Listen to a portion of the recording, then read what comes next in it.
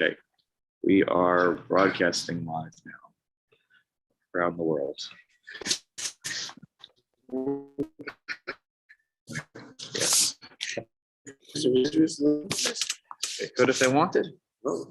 Okay, so we are currently at up to Reish Mem Zayin, Sif Beis. Sif Aleph dealt with the question of whether you can ask a non-Jew to take your letter for you, and can you ask that favor or not? Can you if we again, the bottom line is if you pay a fixed price for the job to take the letter from one place to one city to another city, I don't tell you exactly it has to be there by X date. I just tell you, please take the letter. I give you 50 cents, whatever it is, the stamp cost. So that's that the non-Jew is working a daita de nafshe. They want to do the job whenever it's convenient for them. If there's a requirement to do it on Shabbos, then it is a problem. Whether or not I'm, telling them to, even in a case where I stipulate a price and here, but you have to get it done on Shabbos, then it is a problem. I'd be stable. You or Steve? The internet is unstable or the internet? Let me try.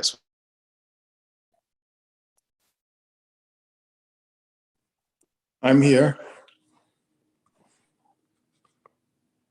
Yeah, there's something wrong with the connection? Yep. Okay, it's not just me. No. All right.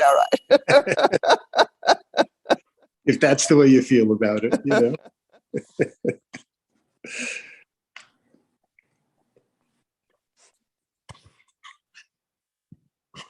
No audio? I hear you. Internet better? The internet's Yeah. on here for a second. I have no idea why. I switched networks, so hopefully now this doesn't happen again. Okay. Okay. We're up for 6 days. And here we go. The Shulchan Aruch writes, in his leimo, sheyitain lo scharo afal pishlo peresh, kama yitain lo dino kekotses, the sam chadaita de eno yudi, v'didei katorach. So the Shulchan Aruch says, if you stipulate with the non-Jew that I will give you something. I don't know what I'm going to give you, but it's like one of these, like I'm rushed. I got to get the mail out the door, because it needs to get to wherever it's going. So in that situation, good morning, Steve Keller. We're on Sif Beis, Reish Mem Zayin. In a situation where you stipulate, but you don't say what the price is that I'm going to pay you. Don't worry, I'll pay you. Even though you didn't say how much you're going to give, it's the halacha is dino kekotses. It's like I set a price with you. It's like in terms of the halachic framework of are they my shaliach or are they doing it on their own accord when it's good for them? So we say here the sam chadaita de eno Yehudi, because what am I doing? I'm somech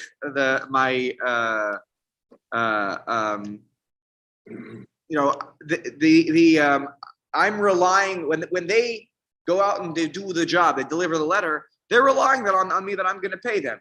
Sam chadaita de eno Yehudi, the non-Jew believes that yes, indeed, I'm going to get paid when I do the job. They don't think that this could potentially be an unpaid, favor I'm doing.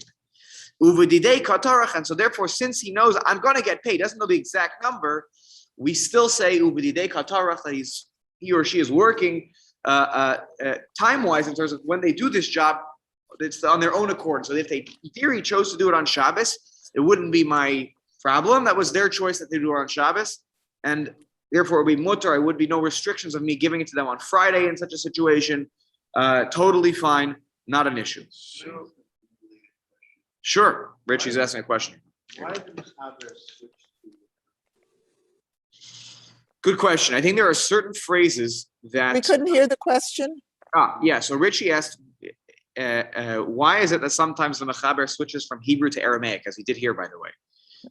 Beginning of the phrase is completely Hebrew, and then when it comes to explaining the concept, he uses an Aramaic concept, and I believe the answer to this question, although I wish I could ask Rav Yosef Karo, and I don't have enough, I haven't paid attention enough to this over the course of learning Shulchan Aruch, but my gut instinct tells me, just from the little bit I've learned, that when there are halachic or Gemara concepts that are explaining rules, like this one comes up in the Gemara, Sam Chadaita de Eino Yehudi de Bedidei Katarach, is the idea of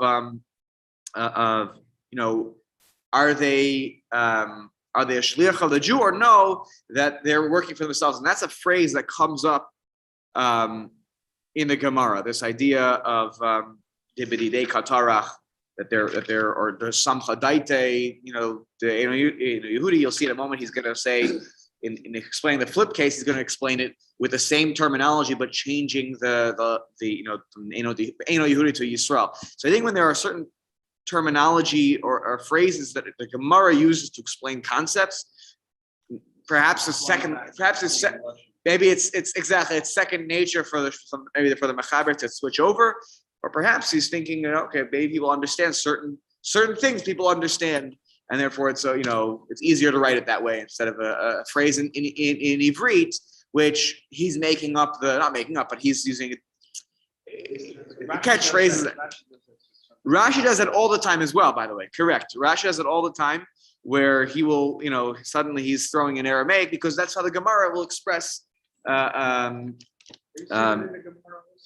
All the time. Oh, the Gemara for sure. Gemara's language is Aramaic. Yeah, but they're switching to Hebrew.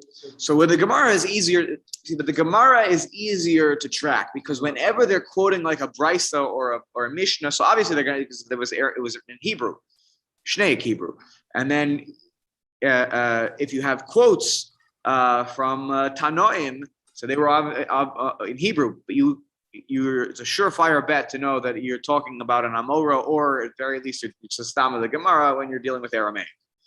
So there's definitely some system to the madness. Here, that would be my guess. So, Anyways, good question. So the person who's working on his own, are they talking about Shabbos opposed to another day? Shabbos only. There's no problem in asking a non-Jew to do any other business, making business, do business with non-Jew in general. The non-Jew doesn't work on a Sunday, so. Then they will say no. Stop. That's it. They'll say no. If they don't do it, they won't do it. That's their choice. Oh, Okay. The Chaber continues. Aval bistam. Let's say I just say, hey, can you take this letter for me to the next town over? I need it delivered. And I say to this non-Jew, I don't say, don't worry, I'll pay you. I just stop. I say, can you take the letter from me? I'm not sure why they're saying yes, but maybe there's a theory to why they're saying yes. Even though in the Jew's mind, I know of course I'm going to pay you. I'm not a ingrateful person who just takes advantage of it. No, of course I'm going to pay. I didn't say it. But so for the non-Jew, they don't know. Are you going to pay me, or are you just asking me to do a favor for you? So the psak on this one is awesome. There, when it's unclear, even in my mind I want to pay, I didn't make it clear to the non-Jew. It is awesome because why? What is the non-Jew thinking? The lo samcha daite. He doesn't rely. The non-Jew is not relying on the Jew that necessarily they're going to pay me, and so therefore, what am I? I'm a shaliach of the Jew. Uvedi Yisrael katarach, and therefore, what I'm doing on behalf of the Jew, not on behalf of myself, so that I can collect my pay, because I don't know if I'm going to get paid.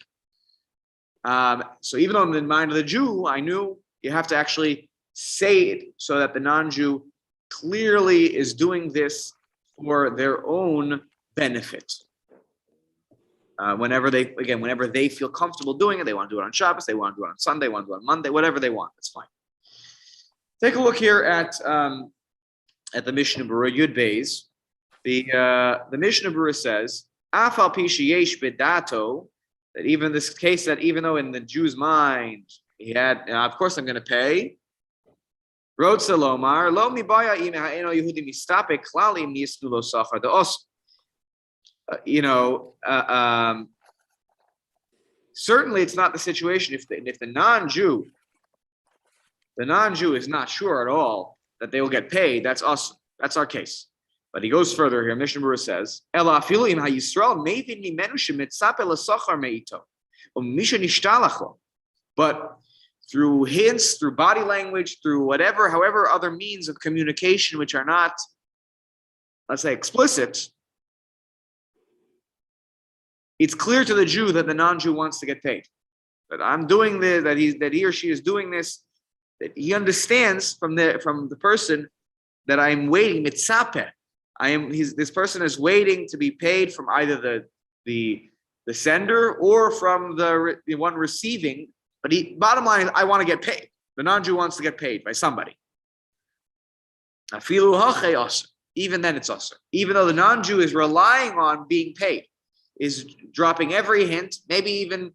I guess they didn't say it explicitly because otherwise, then the Jew would have had to acknowledge, "Yes, I'll pay you." But it's clear that this person, maybe based on past experience, they always want to be paid. Or again, they're dropping every hint in the book and saying, whatever. I can't wait to use the money to buy myself a jacuzzi. Whatever it is, they make it very clear that they want to get paid, even though they never make explicitly a deal that this is going to be a paid job. So even so, it's usher. Kevan sheyisrael lo hivtichu adayin. Because the Jew didn't promise with words. By the way, words here matter. It's not just that they write it on a piece of paper here. Words can matter actually in this situation. Since you did not make since it's not something that you promised to the non-Jew, the halacha would be it is still prohibited because it's not fully a case of katsats, of where you've stipulated a price, and therefore when the non-Jew is doing what they're doing, even though somewhere in the back of their mind they're like, I'm expecting my payment, somewhere there's still the shaliach of the Jew because I never agreed to it. And therefore, if you're just simply doing it, you're just doing my biddings. And that's not okay on Shabbos. So can you prepay? I mean, If you prepay, it's fine. If you pay, if we agree to pay even without prepaying, it's so fine. it doesn't matter which day you prepay, you just prepay. If we're not talking about Shabbos, here's nothing to talk about, then it's all mutter. This is if the case there is Shabbos potentially involved. It's Friday morning, and you need to have the mail taken out, or whatever it is, taken away. Can you prepay on Friday morning and not asking any questions? You just prepay. Here's the item. Masim, as we say in halachic term parlance, is masim b'chol yom. People do this all the time. People put a stamp on their letter, which is a form of prepayment, Okay. and you give it to the post office. That's that, and you do it on Friday, and that's mutter, as we discussed. Okay, Gimel. Im scharo leyamim davar kotzuv v'chol yom b'halichasa v'chazaras. Here comes an interesting case. Yeah, this is not. I acknowledge the practicality of this is you're lost on us today, but the theory is important because it may be applicable to other scenarios and cases. If you have a job where you pay the non-Jew to take the letter, that you pay them by the day, a fixed amount each day of their journey and their return, of their journey to and the return journey. Right? So if it takes them, 3 days there and back, I have to pay for 3 days, fixed amount for each day that you have to travel. But I say to the non-Jew, you go whenever you want. I don't care. As long as it gets there in the next month, sort of, but you choose when you want to travel. Just tell me how many days you traveled. I give you I trust you. I'll give you the payment, X amount per day. Imu be'erev Shabbos, if I give the letter over and make this deal with the non-Jew on Erev Shabbos, aser, no good. Dekashiyotze b'Shabbos, because when the non-Jew then leaves on, they're going to be traveling right after I told them about this, which again, they didn't have to do. They didn't have to do this. They could have started their travels on Sunday.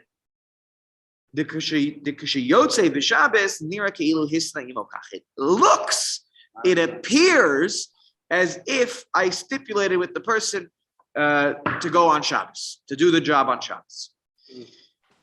So again, our good friend Mari Sayan returns. Though again, this is one of those Mari Sayan. It kind of feels like it's Mari Sayan that it feels wrong to yourself. You know, because like, how does the other person know what I did or I didn't say to the non-Jew?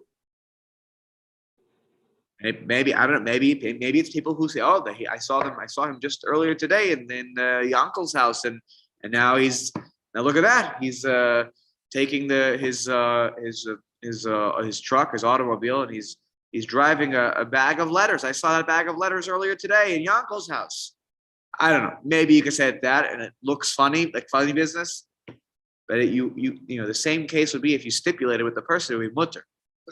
Now, so you hear what I'm saying? Like, I'm not sure why Marisayan suddenly is more concerned because I didn't fix a price, but I just said I'll pay you for the day. So let's just explore this a little bit further. But again, I think it's almost like it feels wrong to be doing this. It's like I told you to do something on Shabbos, even though I didn't actually. Me'ikar hadin, there's nothing wrong, even sort of midrabanan. It's really a Marisayan concern, which is a halacha midrabanan, but it's sort of a different problem that we're dealing with here. Let's look at the Yud Gimel and Yud Dal, then we'll take some questions if we have any. Im schar liyamim, Rod Selomar, the afshehi tarnu le'el bekotzatz afilu be'erev Shabbos. Yes, you know, what does it mean to say if you pay them for the day? We said earlier in this siman that if you fix a price, even on erev Shabbos, as I mentioned a moment ago, so you don't say, it needs to be sent overnight and delivered on Saturday morning, then it's fine. No problem.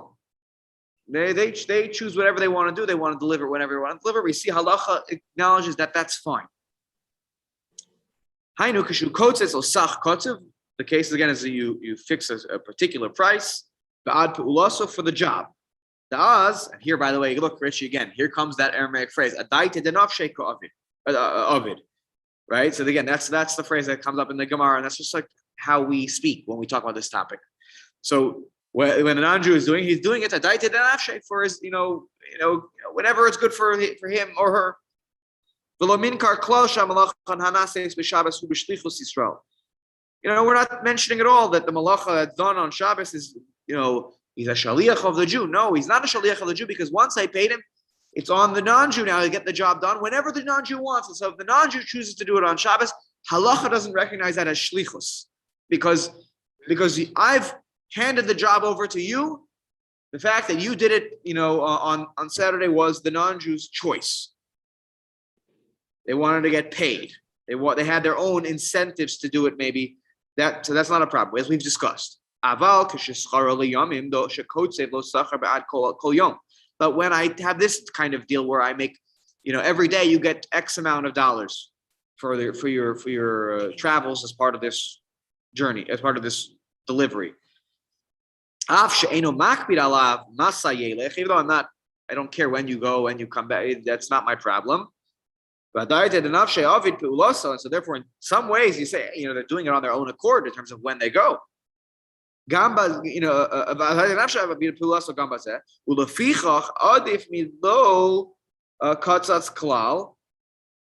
therefore, some ways it's preferred from not stipulating at all. Meaning, if you don't fix a price and just say, "Here, deliver it," and then you're really a shaliach of the Jew because you're not sure as a non-Jew, am I gonna get paid or am I just doing them a favor? And so therefore that's shlichus of the Jew when the non-Jew delivers. But here at least it's better than that because here at least I'm paying you X and I tell you don't do whenever you want, you do the job. And I pay you X per day. And as we see by according to the Mechaber, if you do this on a Wednesday or Thursday, it's fine. Only on Erev Shabbos we have this fear of the Marisayan concern. Nevertheless, Erev Shabbos also. When we have this kind of deal on Erev Shabbos, the Mechaber said it was prohibited. The Kavan Sheyotze Techef B'Shabbos, since the person goes from, as it were, goes right from your house where they picked up the letter and you guys talked about what the deal was going to be, and goes right on their way on the journey, which is basically going to be on Shabbos.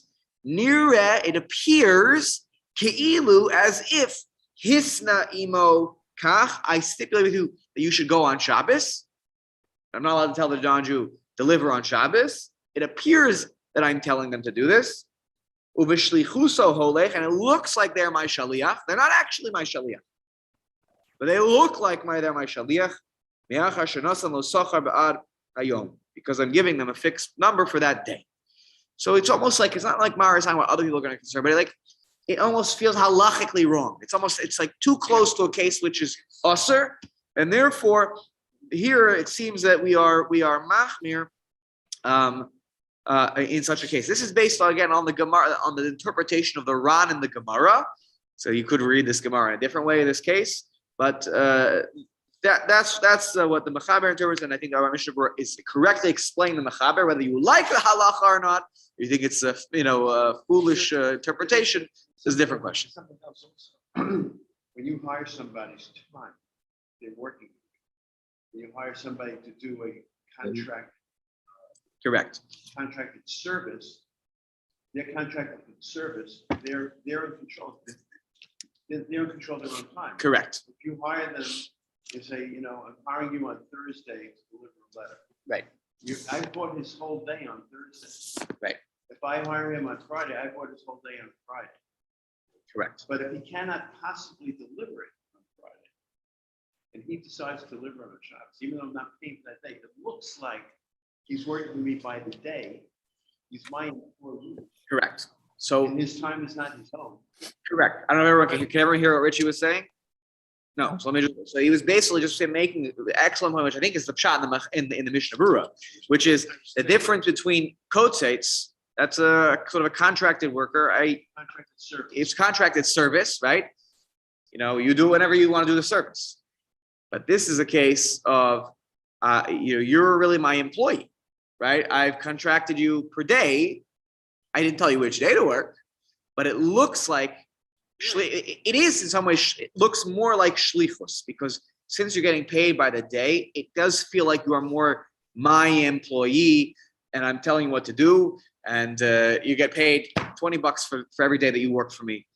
It's true here, the setup of the situation did not force the non-Jew to work on Shabbos. They chose that, but that's why it looks a little fishier. And so the chumrah that is here, because it looks a little fishy, is that if you do this deal on Erev Shabbos, we say that that's not okay. So make the deal on Thursday, make the deal on Wednesday. And even if they go on Shabbos, that's okay. It has to be not on Friday that such a deal is made. I can see Rich's explanation, but the term "married I" doesn't. Nobody knows what the arrangement was, and so I understand from halachic point the way Rich explained it. Yeah, but from a married, I don't know what married I comes. Yeah, so it may not be. In fact, and I appreciate Rich's explanation too. It may not. Maybe clumsy of me to have used the term "marisayin." It may be that this is just simply. It looks too much like something that halachically would be not allowed. It looks like another halachic scenario where we would say it's prohibited. So we're machmir on Fridays, right? That's sort of Richie's point, that you kind of look like it feels like you're making them. It feels like a deal where they are your shaliach, because in some ways they are. Even though I didn't tell them to work on Shabbos, I said you could do whatever you want, whenever you want. Doesn't have to be on Shabbos. They chose to. So the rabbis, they don't like this on Friday because many times. You can imagine a job that you give somebody, they'll start the next day, right? And so therefore it feels wrong, even though, let's say if I do this on Thursday, the rabbis are saying that's okay, because it's not actually, I'm not forcing them to work on Shabbos. They in certain terms of incentives, they are working whenever they want to work, even though they're kind of my shaliach. So if I bring my car in for a repair, Right. Change my carburetor. So if I make a deal with you to change my carburetor, $50 to change my carburetor, and I bring it in on a Friday. That'll help with the voice. Thanks. I bring it in on a Friday, Yeah. and he chooses to change my carburetor on a Shabbos. He made the choice. Correct. Okay, because I gave him a contract told him. for a service. Exactly. And then they give you, and there are extra fees at the end you didn't even know about. Yeah. But yes, so Richie's case is you take your car in to change the carburetor, get a new car on Friday. Yes, they do their work on Saturday. That was their choice. They could have done the work on Sunday or Monday. So long as I didn't pay for a sort of express service where I'm forcing them to work on Shabbos, then it is mutter. Even if they fix it on Shabbos and I pick it up after Shabbos, they give me a call. They say, Mr. Klinger, your vehicle's ready. Oh, great! And I come 2 minutes after Shabbos, 20 minutes after Shabbos is over, because I got the message, right after Shabbos, it's mutter for me to pick it up. Because that was their job. And that's why even on Friday, because it's kotzatz. Kotzatz is the best case where I pay you, I contract you for a job. So. But you don't even need to. Right. You don't even need to say to them, don't work on my car. Because so long as I don't tell them that I need this car tomorrow night, 10 minutes after sunset, or say Kochavim, then I'm not forced them to work on Shabbos. And that's why if you go to the dry cleaner, on the ticket it says, come by. I take it my stuff to the one in the Golden Horseshoe, right? So it was 5 p.m. on 2 or 3 days after you hand it in. And okay, so I come in 3 days. If they call me, Mr. Klinger, your suit is ready to be picked up. And they won't do because they're closed on Saturday nights. But they leave me a message. In theory, I can come pick it up because I paid for it being done by Monday 5 p.m. I didn't tell it, so they could have done it on Monday at 4:50 p.m. They needed. But when you hire the guy by the day, It's a little fishier than hiring by the day. In this scenario, I set it up so that they can choose whenever they want to work. Therefore, technically, it's mutter, but it looks a little fishy, and therefore, on Erev Shabbos, the rabbis were mach. I think that's what's going on. So I appreciate your clarification of this. What Mr. B is saying is exactly what I was probably trying to say, is that if I'm telling somebody, okay, do it, you can do whatever you want, like you said, Yeah. but then there's the other one where the guy will just do it on the Sabbath without you knowing it. That's another thing. But one of the things that you said was, you sing the mail in honor. So if you're opening your mouth, I was thinking about Lashon Hara for a while. If you open up your mouth and you say something that you shouldn't be saying, you have no idea where that mail is going and when it's going from the other person, and you open your mouth, that to me could be a no on the basis of Lashon Hara. Okay, we're not. We'll No, I'm deal just with a saying, lot of Lashon Hara now, but I'm just interesting. saying. Yeah. Do you understand? first scenario Yes. is more of my time than another person. Because they don't know that you didn't tell. Yeah, they don't know what the deal was. Yeah, so in case you're picking up 20 minutes after Shabbos, you must have had a lunch. Right. Correct. It's it's interesting. But I mean, in many areas of halacha, there's a major difference between a day worker and a contract. Correct. Yeah. 100%. This is one of those areas, actually. Yep. Okay. Let's So, look. so wait, I have a question. So can I take a letter that I'm sending somebody and putting it in my mailbox Erev Shabbos after the mail's delivered, knowing the mailman's going to be there tomorrow, not from my choice, it's his job, but I'm not paying him directly, but I'm causing him to pick up that letter. We're going to deal with that case very shortly. Okay. The Shulchan Aruch and the Mishnah Berurah and the Aruch HaShulchan Aruch are going to. The Mishnah Berurah and Aruch HaShulchan are going to deal with this case, not directly, but it's indirect. It's dealt with. Hindu's question, okay, I ever heard, was can you leave the letter in your mailbox Erev Shabbos? So they're going to come when the mailman delivers. He'll take the letter with him on Shabbos. Can you do such a thing? That's an excellent question. By the letter of the law, remember, midoraisa, not this is doraisa.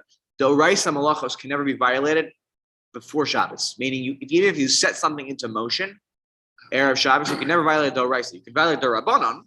That's a possibility. We'll talk about that when we come. Probably in a few weeks, maybe like a couple months now, about cooking, that the Erev Shabbos, warming food up from Erev Shabbos into Shabbos. And when we get to that topic, which is coming up pretty soon, in Cholent, we'll talk about that. But midrabanan, this may be a problem. So we'll talk about it. Hold on, let's keep going. Maybe we'll get there even today. Let's see. Take a look at the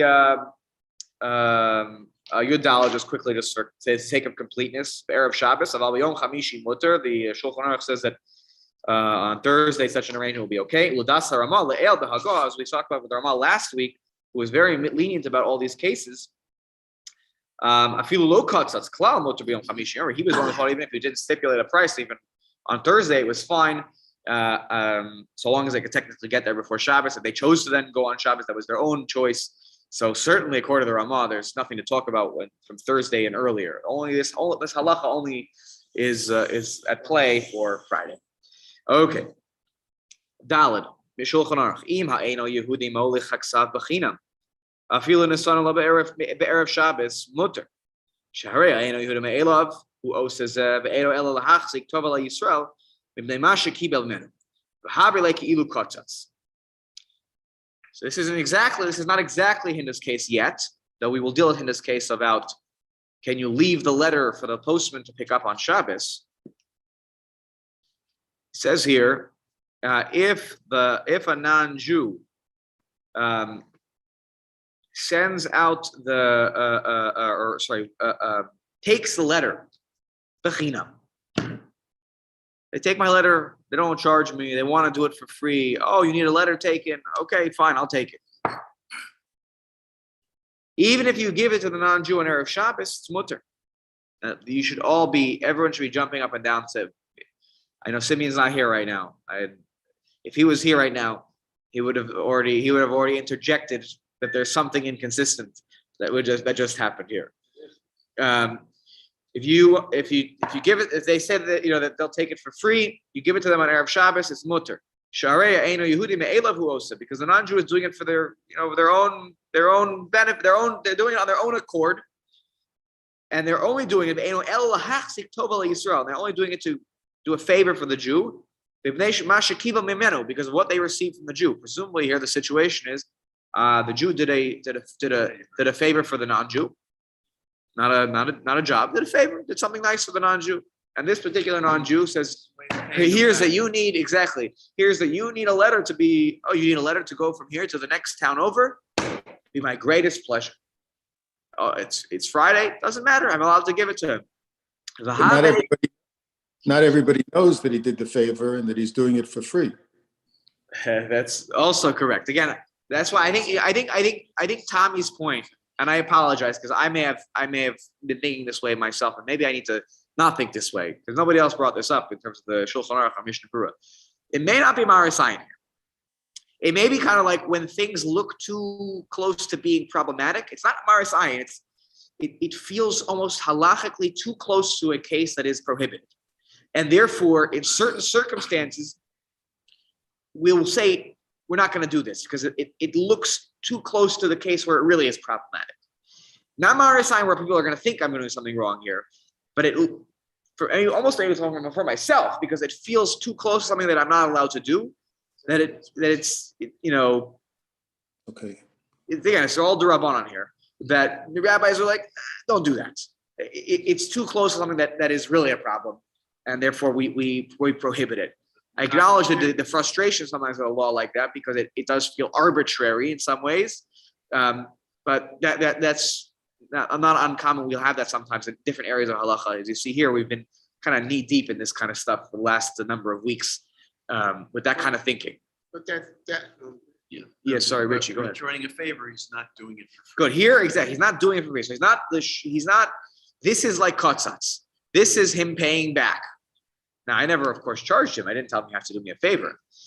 But he's not a shaliach. It's like kotzatz enough that the rabbis here are willing to say that it's like he's a contracted for the job, right? And the payment is sort of the paying back for the favor. Now he's going to feel like he doesn't owe me a favor anymore, and therefore that has sort of monetary value in some ways in halacha, even though there's not actually a monetary value to that favor.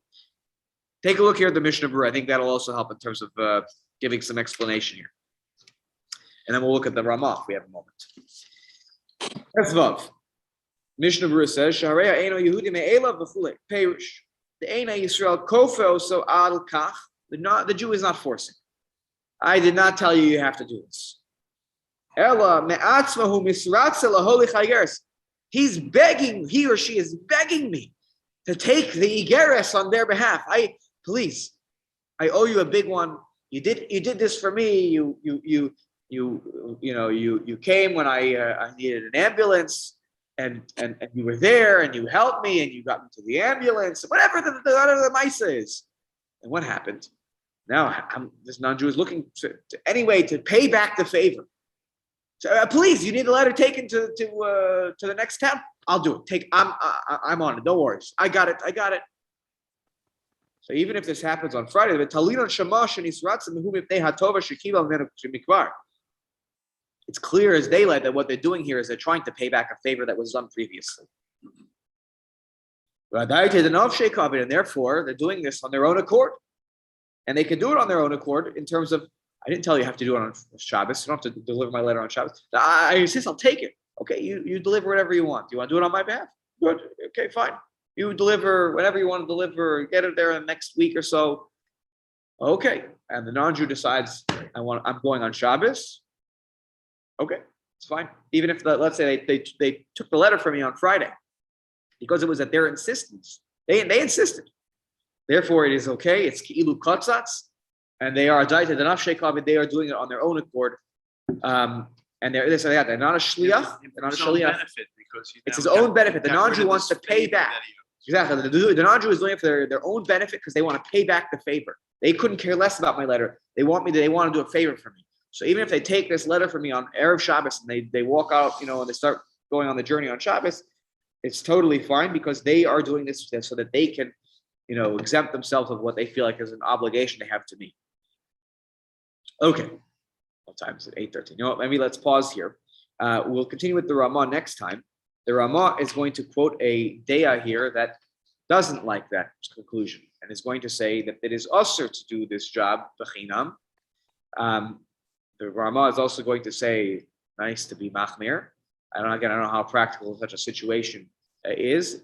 Not the most impractical one. You could imagine a non-Jew wanting to do a favor. Let's say you have a good relationship with a neighbor, non-Jewish neighbor, and maybe there's something that you ask them to do. Don't tell them you have to do it on Shabbos, but they decided they want to, you tell them about this on Friday, and they decide, I'm going to do this on Shabbos.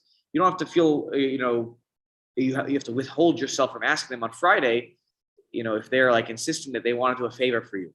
Again, maybe it's not the most practical scenario, but maybe once in your life it'll happen. So that's one case, and we have to, of course, deal with